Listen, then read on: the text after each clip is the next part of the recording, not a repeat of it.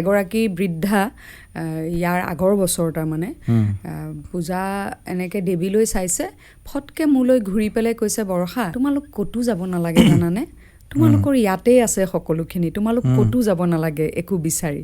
মানে মোৰ মানে বুকুখন কঁপি গৈছে তেতিয়া যে সেই পূজা ভাগৰ 100 বছৰ হওঁতেই আপোনালোকৰ ঘৰত সেই মা দুৰ্গাৰ নিৰ্মালী স্বৰূপ আপোনাৰ কন্যা সন্তান জন্ম হৈছে। তাকেহে মই মহালয়াত জন্ম, প্ৰথমটো সেইটো এটা কথা।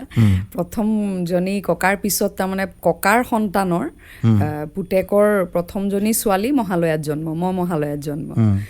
তাৰপিছত মই এটা জীৱনটো বহুত ধুমুহাৰ মাজেৰে পাৰ হৈছে যদিও এটা সময়ত যোৱা বছৰ মই সন্ধি পূজাত 108 গছ চাকি জ্বলাইছিলোঁ আৰু মাক কৈছিলোঁ মই এইটো মানে নাজানো, পিছতহে শুনিছোঁ কাৰোবাৰ পৰা সন্ধি পূজাত 108 গছ চাকি জ্বলাব লাগে।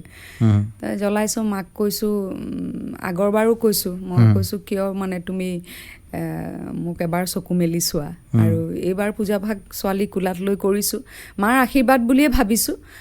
আৰু হয়ো চাগে এগৰাকী বৃদ্ধা ইয়াৰ আগৰ বছৰ তাৰমানে পূজা এনেকৈ দেৱীলৈ চাইছে, ফটকৈ মোলৈ ঘূৰি পেলাই কৈছে, বৰষা তোমালোক ক'তো যাব নালাগে জানানে, তোমালোকৰ ইয়াতেই আছে সকলোখিনি, তোমালোক ক'তো যাব নালাগে একো বিচাৰি। মানে মোৰ মানে বুকুখন কঁপি গৈছে তেতিয়া।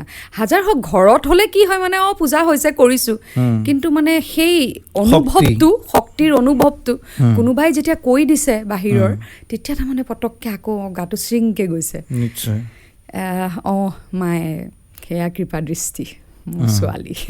সেইটো আপোনাৰ কংগ্ৰেচুলেশ্যন। Thank U.